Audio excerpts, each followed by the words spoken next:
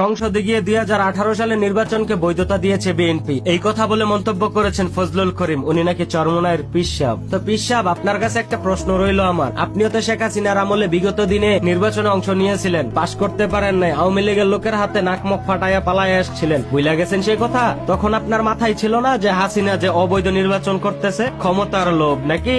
শেখ হাসিনার আমলে সবচেয়ে বেশি কোন রাজনৈতিক দল যদি সুবিধা ভোগ করে থাকে সেটা হলেন আপনারা। কয়টা মামলা খাইছেন, কয়বার জেলে গেছেন? আপনি তো সেই গাদ্দার, তাই না, যে কিনা ইসলামের নাম নিয়ে অন্য ইসলামিক দলের নেতাকে আওয়ামী লীগের সাথে মিশা জেলের মধ্যে ঢুকাইছিলেন? বাংলার জনগণ কিন্তু ভুলে নাই। সেই সাথে আপনিই তো সেই লোক, তাই না, যে কিনা হাত পাখা দিয়ে ভারতের বুবুজানকে বাতাস করে তার থেকে সুবিধা নিয়েছিলেন। সর্বশেষ আপনার কাছে একটা প্রশ্ন রাখি, 5ই আগস্টের পর থেকে প্রত্যেকটা বক্তব্যে শুধুমাত্র আপনি তারেক রহমান আর বিএনপির অপপ্রচার করে যাইতেছেন। আপনার ইসলাম কি এটাই শিক্ষা দেয় আপনারে? কেড়ে বেয়াদবের বাচ্চা, তোরে আমি সাবধান করে দিতেছি, শোন, তুই একজনের সম্বন্ধে কিছু বলার আগে কমপক্ষে 30 বার ভাববি।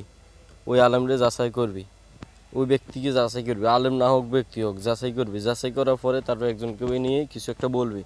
কিন্তু তুই সোজাসুজি আমাদের সর্বনাশ হিসেবকে নিয়ে যা বলতেছস, তোরে সাবধান করতেছি। তুই মুসলমান কিনা তা আমি জানি না, কি বলছি বুঝোস নাই? সাবধান হয়ে যা।